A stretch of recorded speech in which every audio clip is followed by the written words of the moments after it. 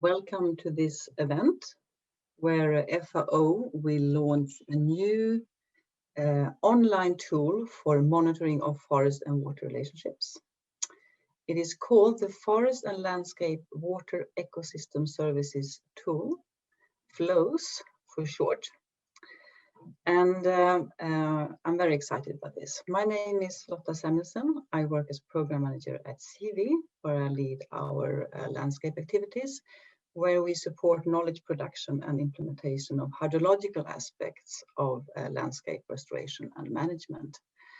And it's a true pleasure for me to moderate this launch event, because CV has been active and supported the development of this tool from the very start. And we hope and we believe that the tool will contribute significantly to improved knowledge about the complex and fascinating relationships between trees, forest, and water in the landscape. And those relationships, they are so important for us to reach and have prosperous and productive landscapes. So important for the development, the prosperous development of the world. Since most of the natural resources that we need for our societal development are produced in productive landscapes. And in those landscapes, we need the trees and the forest, but not least the water. During the coming hours, we will of course learn about the tool and how it works. But before that, we will have some special greetings from FAO and CV and WeForest, who are some of the many partners who has been involved in the development of these tools. And we will also have a presentation from the Swedish Forest Agency, who will tell us a little bit about how water and forest works and are monitored and developed in Sweden. But first of all, it's my pleasure to introduce Ms. Mette Wilkie, who is Director of the Forestry Division at FAO. Welcome, Mette. Thank you, Lotta, and welcome to everybody who's here today. I'm speaking to you from home, like most of us are. My connection today has been pretty awful, so I hope that it will last at least for the next couple of minutes.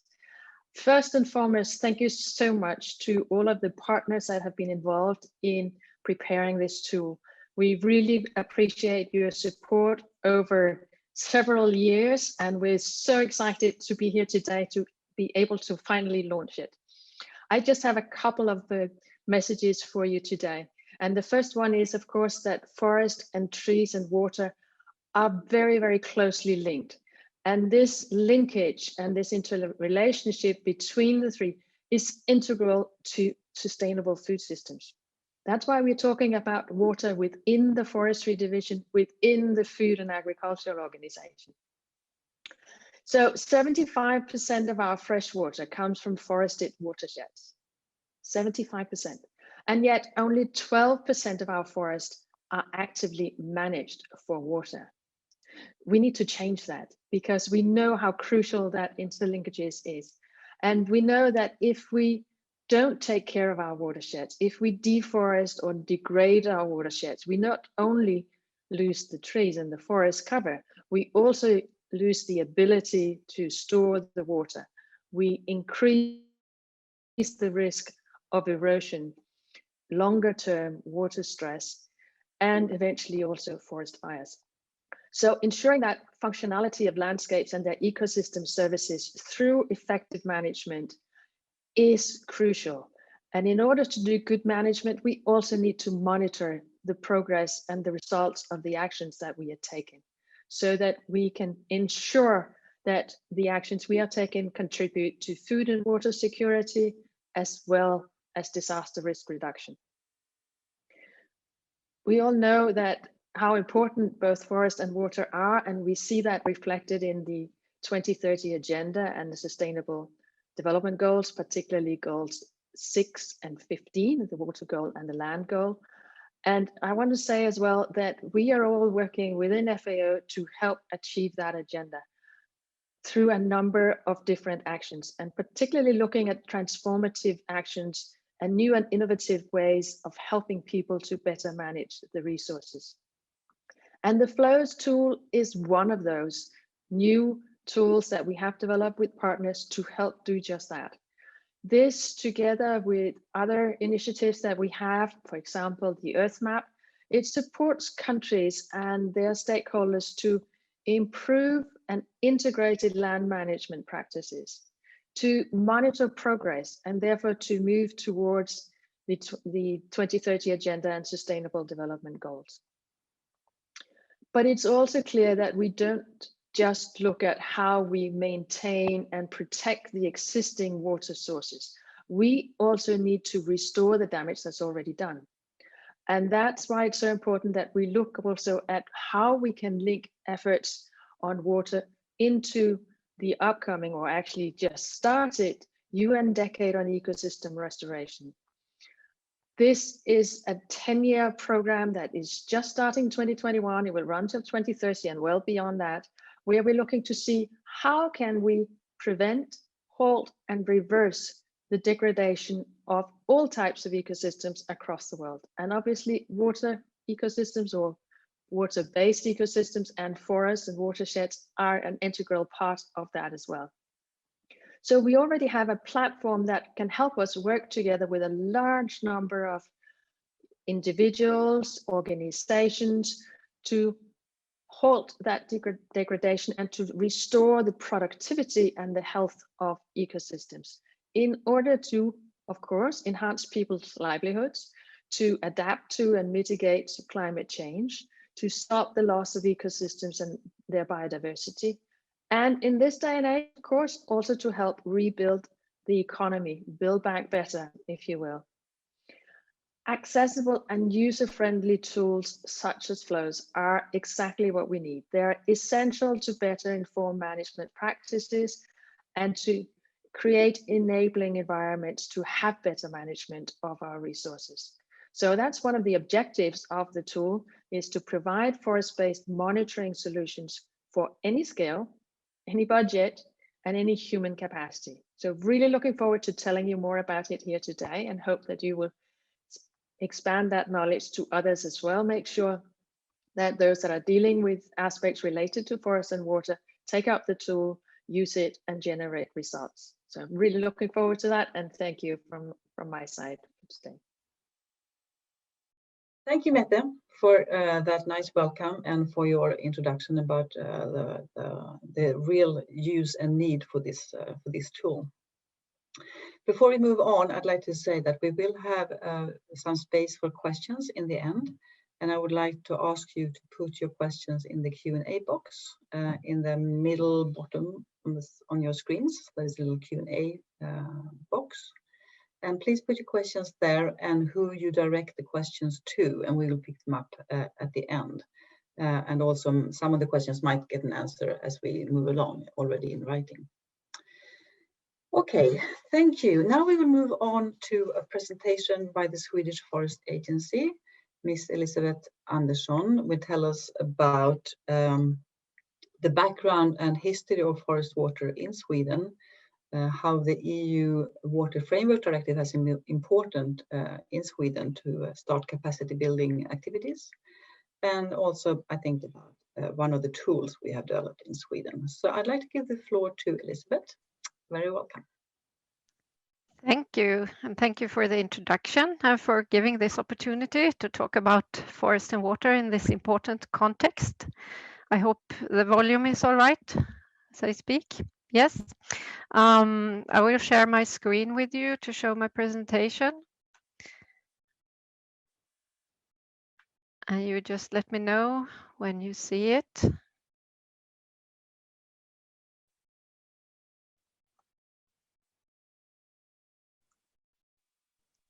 Now it's fine, Elisabeth. You can. Okay, thank you. I will start with a quick flashback with history, just to show a few activities that has formed the forest and water landscape we have today. There are a lot of forests in Sweden, as you can see in the figures here on the slide, and also a lot of streams and lakes. I'll put this down so you see the slide there. Streams and rivers have been used for transporting timber for hundreds of years. The first timber floating company was registered in 1648, and floating activities just increased since then until it peaked in the 1930s, 1940s, and 1950s. For this purpose, majority of streams and rivers were heavily modified to enhance the transport, and large forest areas were clear-felled in the inland, and the timber was transported to the coast where the industry was. Another forestry-related activity having great impact on the hydrology were the draining of wetlands, as you can see to the left in this slide. Nowadays, hardly any new areas are drained, but the old ditch networks are maintained through cleaning and occasional complementary ditching as well. A lot have happened during the last 100 years. Besides what you saw on the previous slide, the techniques for harvesting and transporting timber have taken large leaps. And of course, national legislation and regulations concerning forestry have developed, also including water there. The first modern regulation relating to forests and forestry was adopted in 1903. That was called the Forestry Act, and that is what we still have today. The name of it, not the contents. Then it mainly concerned mandatory reforestation after felling. 90 years later, in 1993, a new forest policy was adopted by the government, and that also led to a major revision of the Forestry Act, and it now included environmental consideration as well as forest production. And as Lotta mentioned, I want to say a few words about the EU Water Framework Directive. It has been a very important driver for the development and capacity building in the forest water context for us. At an early stage, the directive and its components were met with a lot of frustration, both from us as an authority and also from the forest owners. And this was mainly due to uncertainties about the practical consequences of the implementation. So we have seen the directive as a trigger and a tool for integrating forestry and water and get the issues of forestry and water in general on the agenda. One early initiative was the EU Life Forest for Water project. Here we started to explore how forests and forestry could support the implementation of the directive together with some other European countries. We explored adaptations in forest management. We built capacity through research and training courses. We exchanged experiences between countries and organizations, and we also built a forest water network that still is active and very valuable. And last but not least, we started developing planning tools such as the blue targeting tool.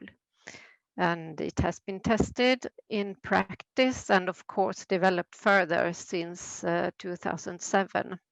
I think we might hear a bit more of it later today also. In Sweden, it is now mainly used by a Forest Owners Association in southern Sweden. They have included it in the forest management plans that they produce for private forest owners. There are also other forest owners and managers that have tested the BTT, but they have not adopted it yet at least. But there are also many other tools that have been developed, especially during the last 10 years, that are very useful and informative. And I mentioned the Forestry Act before, and I also mentioned the blue targeting tool. We have this GIS tool development, making forest data accessible, and forest inventories and surveys also that are important in this context. So what do we know about the water quality in the forests? We should consider streams, lakes, and also the water below ground. That is just as important. Many monitoring stations were set up in the 1960s, mainly because of the problems with eutrophication and later also for the acidification problems. And they are mostly situated in large lakes and rivers. But the fact is that most waters that we meet and the forest owners meet in their daily work are the small streams, the headwaters. And those we know little about. We don't know, we're not sure of their conditions. There are no or very few studies here, and definitely very few monitoring stations. And the majority of them do not even exist on the topographic maps. That's the map you see to the far left in this slide. They were mainly produced in the 1930s to 1970s from aerial interpretation, but large parts of the landscape was hidden under the tree canopy. So you cannot, for example, see the very small streams. So a technical leap with laser scanning of the landscape yields a very high resolution national digital elevation model. And together with artificial intelligence and national data field sets, this has really revolutionized the map drawing methods, resulting in much more accurate maps that are very useful. So the three wet area maps you see here, they can be and are used as a tool also when planning and carrying out forestry operations. They can also be used for identifying areas that should be set aside or protected in some way. They include a much larger proportion of streams than the conventional maps, as the topographic maps, for example, and especially then the small streams with the adjacent wet areas. These are already widespread and implemented among many forest companies and machine operators, and the private forest owners and also others, anyone can access them at the Swedish Forest Agency website. And if you're interested, here are links to the maps and also the County Administration Board maps that show ecological and chemical status of water bodies, for example. There isn't time to give a guided tour here today, I think, but maybe the presentation will be made available after this event today, and you can look into these maps yourself if you're interested. So finally, I just want to say that planning and monitoring of forest management activities near water areas are really essential when it comes to improve and ensure the quality of our waters. And especially the monitoring aspect here is important also, because then you can give feedback to the forest owners and the managers and the machine operators about what they do when they manage or fell their forests around water areas. Thank you. I'll stop there. And I'll stop sharing my slide. Thank you, Elizabeth. That was super interesting and very kind of a tangible presentation on challenges and concerns, but also opportunities and developments in Sweden, and also kind of highlighting the need for this kind of monitoring tools. So giving a nice energy boost to the launch. Thank you. And I'm sure there will be questions for Elizabeth, so please put them in the Q&A box and we will pick them up in a little while. Now I would like to introduce the CEO of Sivi, Mr. Torgny Holmgren, who would like to give a special greeting on this special occasion. So please, Torgny, welcome. Good afternoon, ladies and gentlemen. I am Torben Holmgren, Executive Director of Stockholm International Water Institute, CEWE. It is with a great pleasure that I participate here today on the occasion of the launch of the Forest and Landscape Waters Ecosystem Services tool. CEWE has supported the development of this important tool from the very first expert workshop hosted by CEWE in Stockholm, where relevant indicators and variables related to the forest and water nexus were identified. So we are very happy to see it launched here today. This tool is important to improve the understanding of the impact of changes in forest land use on the water resource. We know that the interlinkages between trees, forest and water are fundamental in the water cycle. Trees and forests influence water flows and water quality and have a significant impact on numerous social, cultural and economic goods and services that meet the needs of local communities. Since water is also crucial for most ecosystem services, it is fundamental that these interlinkages are considered and supported in forest landscape policies and management. But we still know too little about the details in these interlinkages to ensure sustainable and resilient forest landscape management. We have a good idea what the interlinkages are and how they work, but there are still many uncertainties as to the effect of them. What trees, where in the landscape, and in what density should we have to secure sustainable access to water of good quality? How can we use trees and forests as a nature-based solution for water security? We are still in the trial and error phase of managing forests for water. We need to become better at using the trees and the forest also for water security to reach the targets in Agenda 2030 and in the Paris Agreement, as well as in other international commitments agreed over the recent years. CEWE believe that these tools will be very useful to learn, adapt and inform successful practices and policies to manage forest landscapes for water. We hope it will spread and be widely used and in the end contribute to a sustainable restoration and use of forest landscape and to just, equitable, sustainable and prosperous development of the world. I hope to hear more about the development and use of the tool being discussed in forthcoming World Water Weeks, and why not already this year at the World Water Week, which have the overarching title, Building Resilience Faster. Thank you. Thank you, Torgny, for an inspiring speech and for your support to the progress of managing forests for water.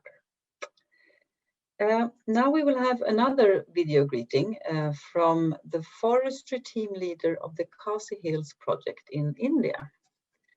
And this project is run and related to WeForest, who is another partner in the development of the FL-WES tool. WeForest engages in forest landscape restoration in many parts of the world, in Africa, South America and Asia.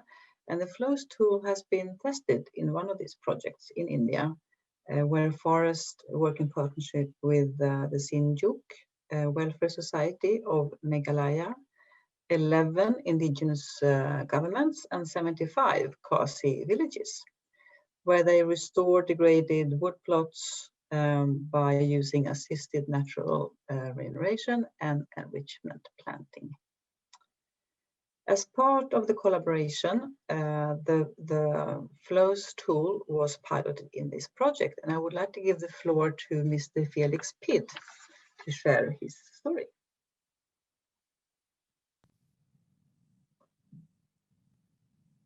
Hi, I'm Felix Pitt. I work as the forestry team leader for the Khasi Hills Community Networks project. The Khasi Hills is located in the northeastern region of India. It receives a lot of precipitation in the form of rainfall, for averaging about 1,000 centimeters per year.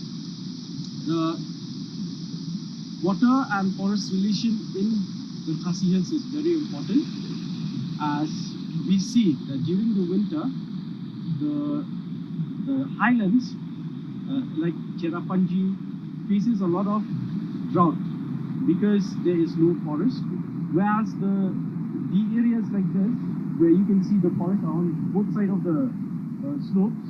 They have plenty of water which is available throughout the year. This shows that the presence of forest helps to recharge the water, which I learned in 2017 during the Forest and Water Workshop held at Shillong, and where they taught the infiltration methods on how to measure infiltration. They taught us the blue dye and how water percolates inside the soil. We were also taught on measuring rainfall, which helps a lot in understanding how we receive rainfall and where is all the water going without the forest. And this becomes a great advantage for the project to make people also understand, people in the project area understand that we need the forest so that water can also be a constant throughout the year. Thank you.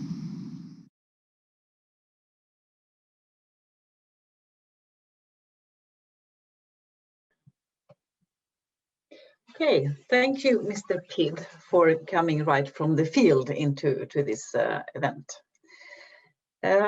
After these nice introductions, it's now time to learn more about the actual tool and the monitoring framework. So I would like to introduce Ms. Elaine Springay, who is Forestry Officer at FAO. And she is the one who took the initiative some years ago to initiate the research and the dialogue platforms needed to start off this tool development.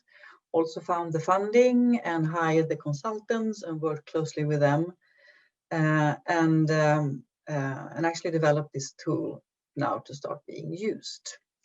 I know it has been hard work, but with a never-ending energy, devotion and persistence, Elaine has driven this project from idea state to now being launched and implemented. So congratulations, Elaine, for reaching this day. I know that you have been waiting for it, and I would like to hand over to you to give us a background of how the tool works.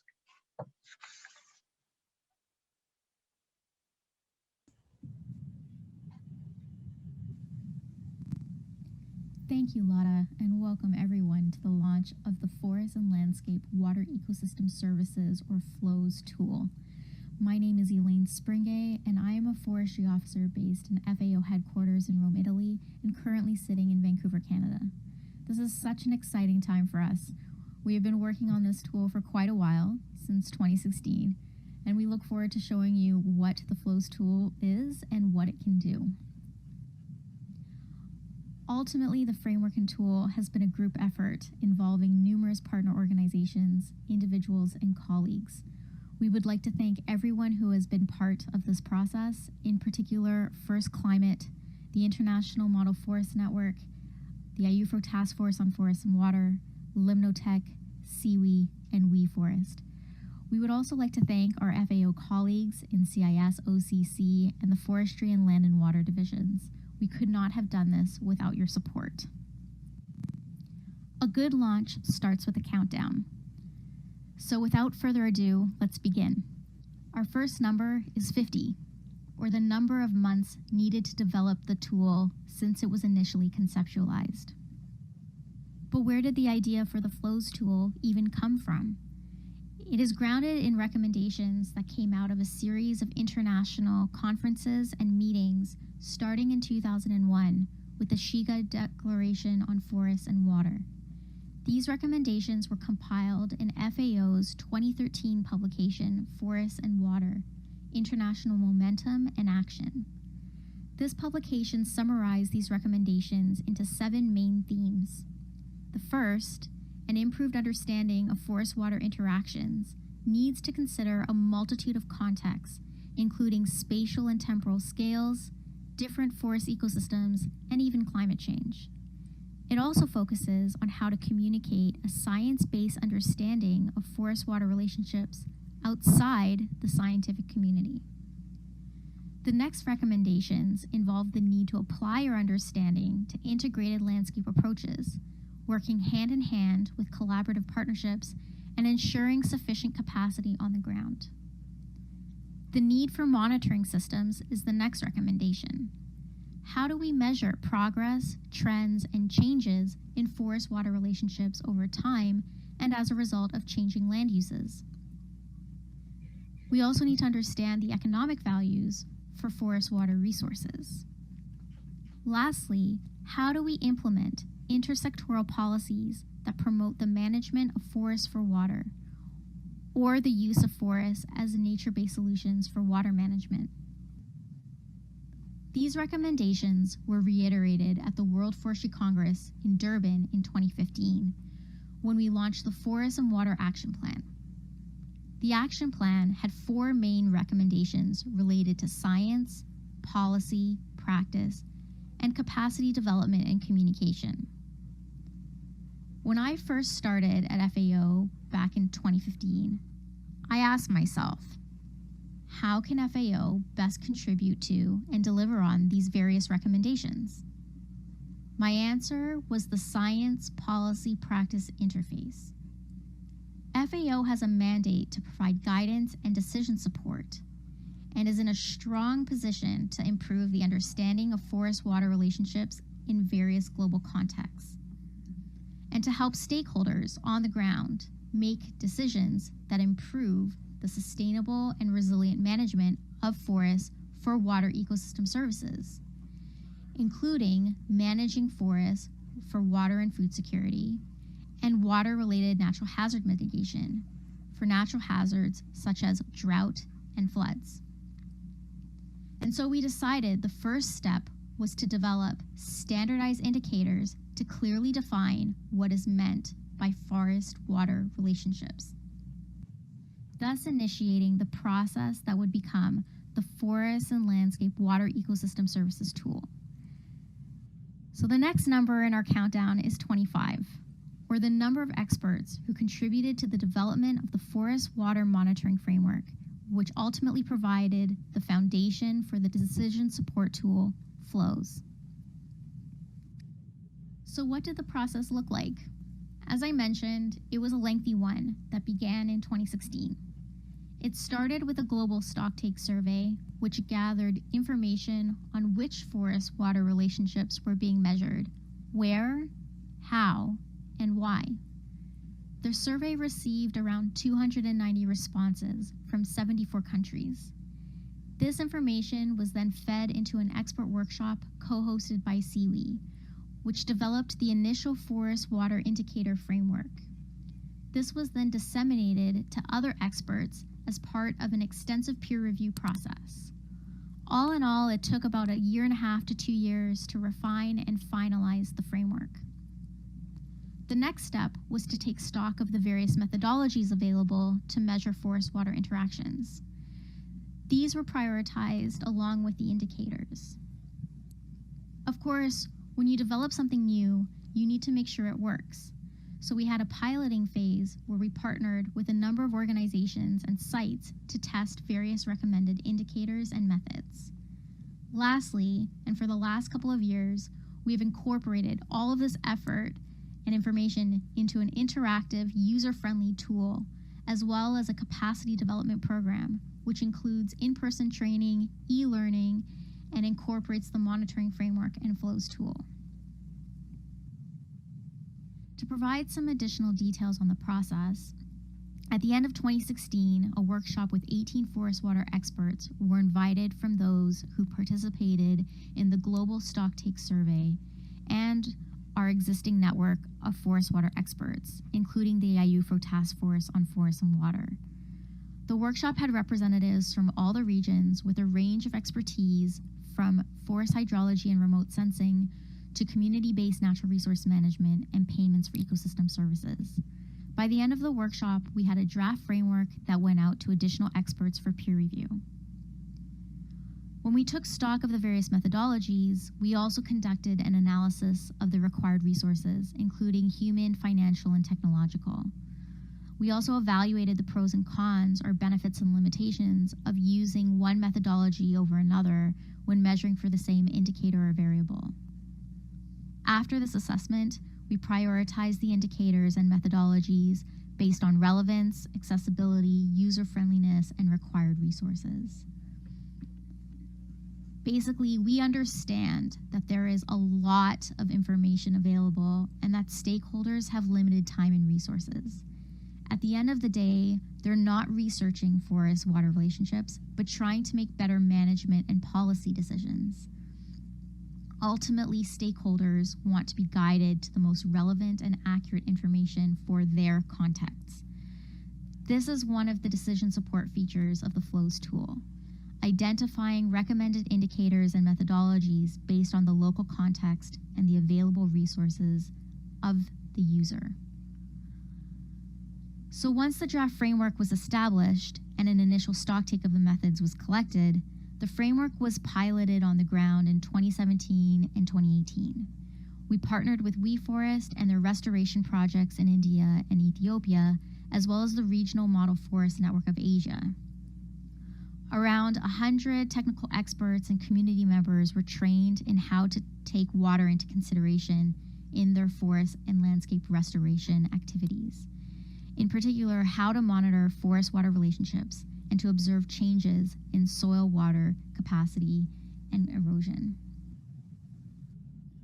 6 is the next number in the countdown, or the number of forest-water indicators in the monitoring framework. The framework has 6 indicators, 20 sub-indicators, 69 variables, and the FL-WES tool currently has over 140 methodologies and counting. The 6 indicators range from quantitative to qualitative, starting with the basics, including water quantity, timing, and quality from forested areas, as well as the water ecosystem services delivered by forests. The framework also includes indicators that look at the natural resources management practices that may affect forest-water relationships, the enabling environment that support integrated forest-water management, and lastly, it has impact indicators that measure the socioeconomic benefits that come from managing forests for water or using forests as nature-based solutions for water management. And now, the number we've all been waiting for, number 1, or the number of global forest water monitoring tools available. The FL-WES tool objectives are fourfold. Firstly, to make forest water monitoring more accessible by providing standardized indicators and recommended methodologies to users. It also provides tools to collect, aggregate, and visualize data in order to support data collection. Lastly, it aims to enhance our understanding of forest-water relationships for different contexts globally in order to improve integrated policy and management decisions. Ultimately, the FL-WES tool is designed to bring the forest and water monitoring framework to life, a user-friendly interface that can adapt to user needs over time. It is a decision support tool, allowing users to determine the most appropriate forest water indicators, variables, and methods for measuring the progress and impact of their projects and/or activities on forest-water relationships. The tool takes into consideration environmental and land use contexts, as well as the availability of resources and expertise. It also provides guidance on data collection. Now, I can talk about the tool all day, but I'm sure you would rather see what it can do. So I would like to hand over the presentation to Sarah Casillas, a consultant with the Forest and Water Program, who will provide a brief demo on the FL-WES tool. Over to you, Sarah. Thank you, Elaine. This is indeed an exciting time for the Forest and Water Program at FAO. So without further ado, here is a short demonstration of how the FL-WES tool works.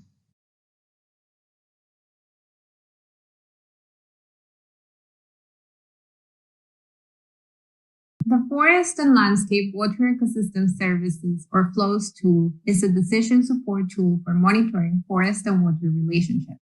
This is the home screen of the FL-WES tool.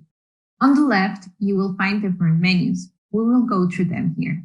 Users do not need to register to use the tool, but you may wish to do so to access features such as saving projects and results. To register, please click on Creating a Free User Account under the tab My Flows.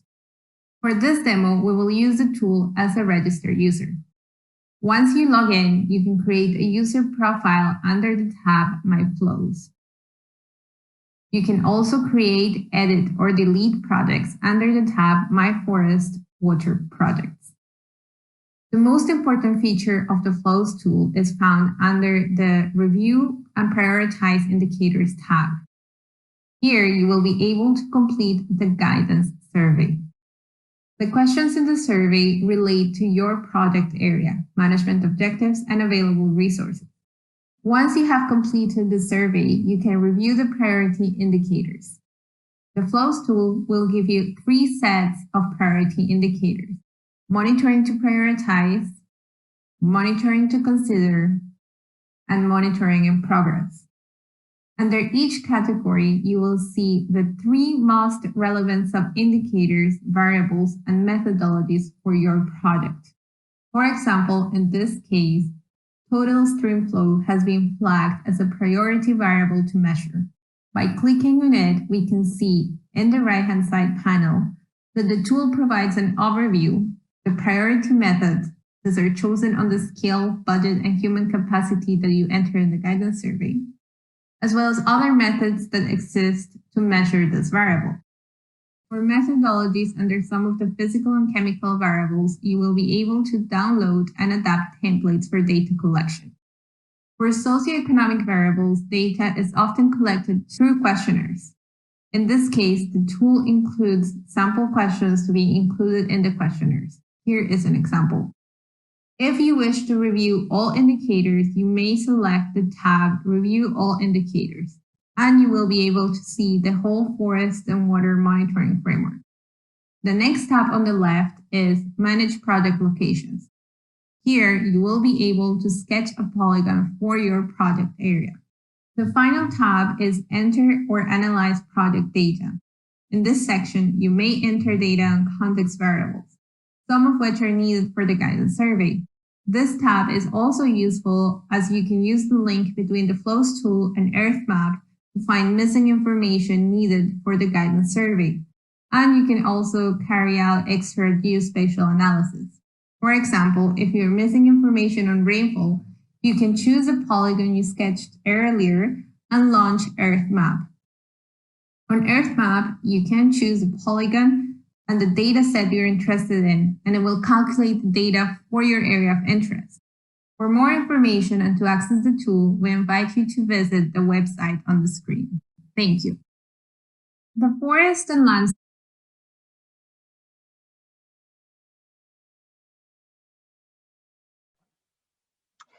Thank you, Sarah. I think that was the end. It was a bit abrupt, but I think that was the end.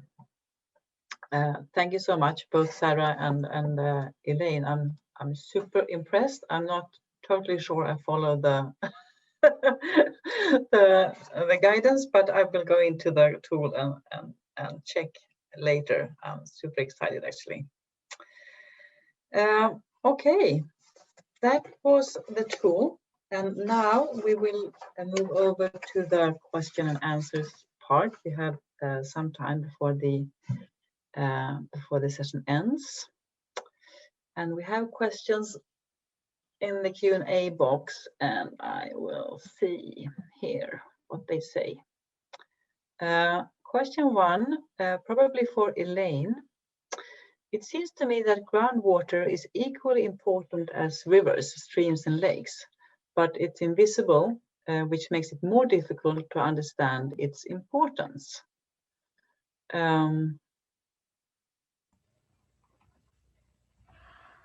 I'm not sure what the actual question is, but would you like to comment on that, Elaine? Yes, I think agreed. And forests do play a role in groundwater recharge in terms of its link to soil, water, and infiltration. Now, it's hard to, as I think many people know, it's quite hard to measure, calculate groundwater. But we do use methodologies for soil water as proxies. And of course, there are formulas and calculations. So while we don't measure groundwater specifically, we do have methodologies for soil water and infiltration. Okay. Thank you for the clarification. And coming from CV, I agree, of course, that the groundwater is also as important as other parts. Another question also for you, Elaine. What are the key indicators in measuring the restoration of biodiversity, ecosystems, and ecosystem services?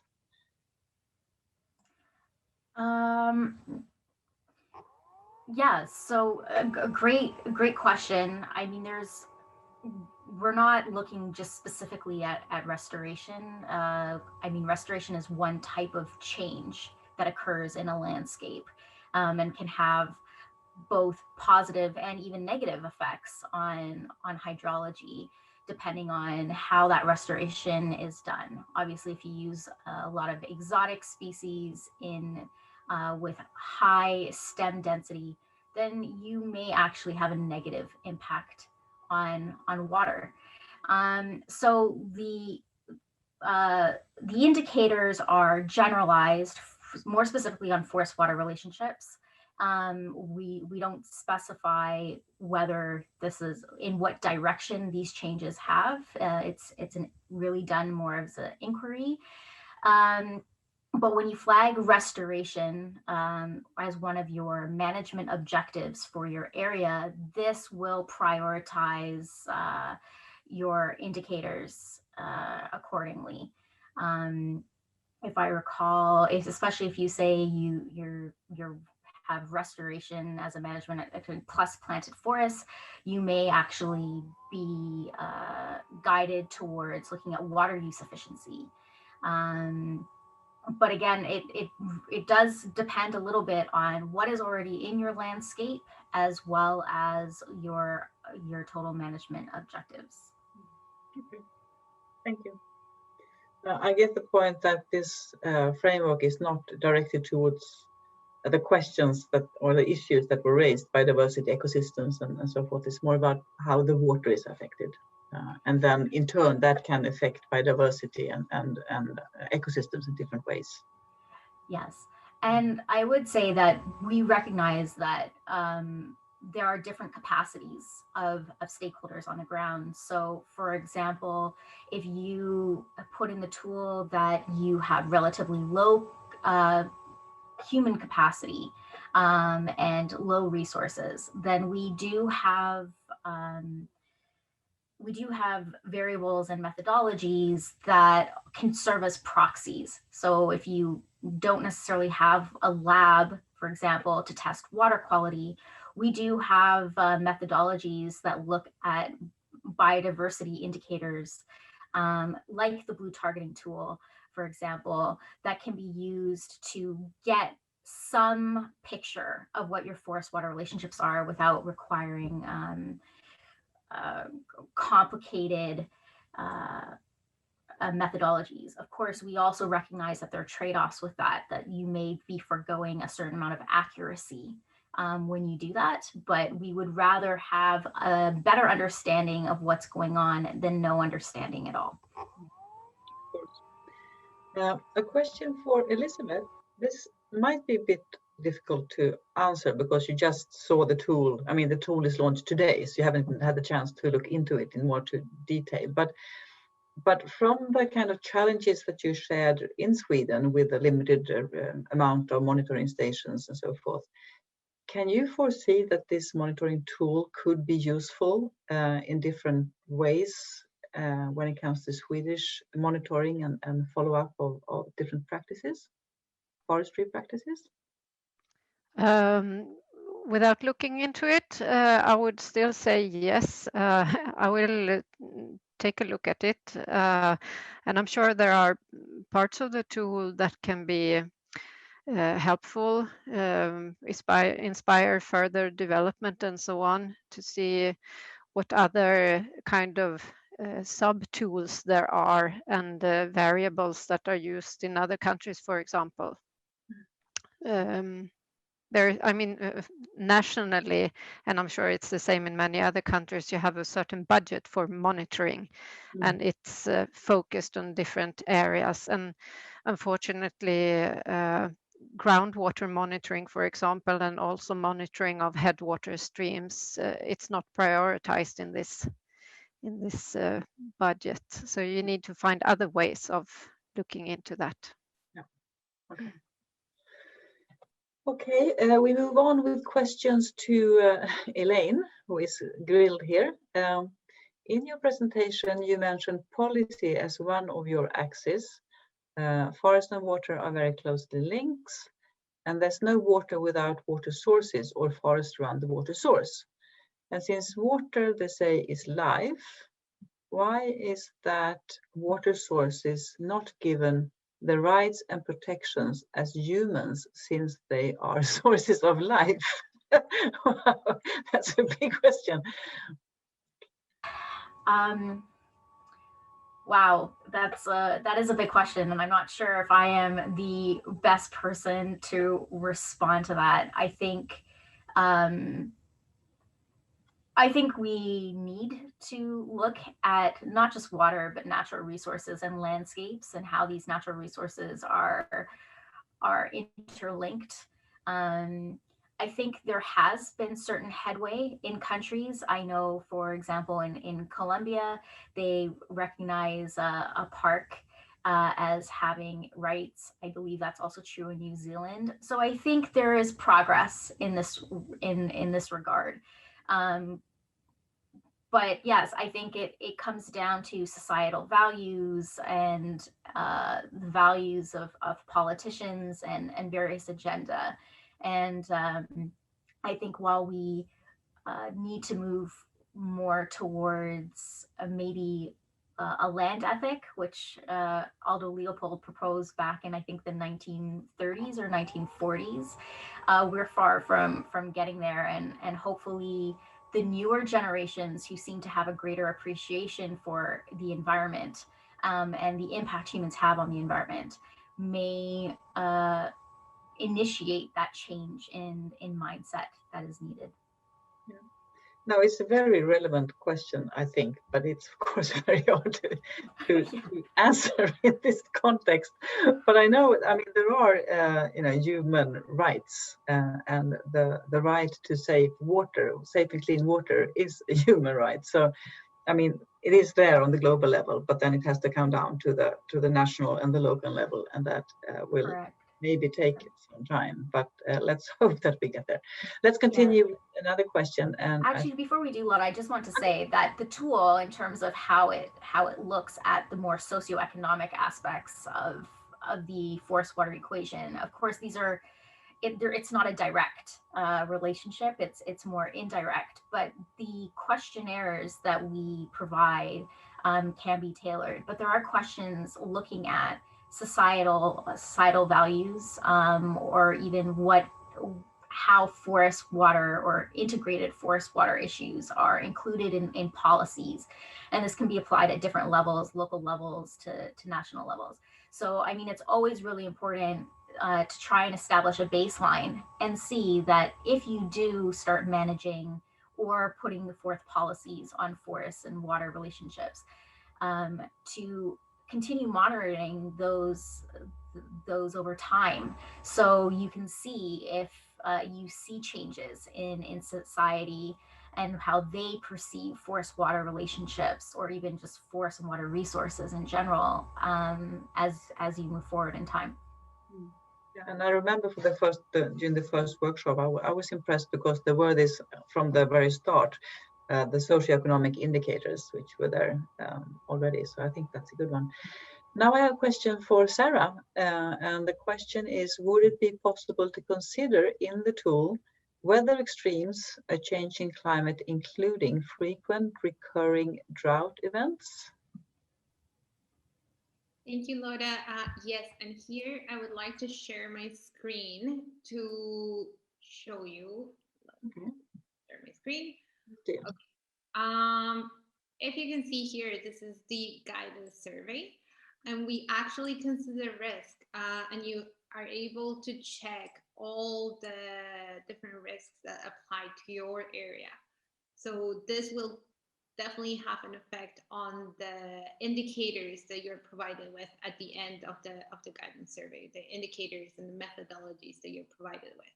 So we definitely included them, and so I added a link in the chat box to guide you to the website so you can try it out and also let us know what you think.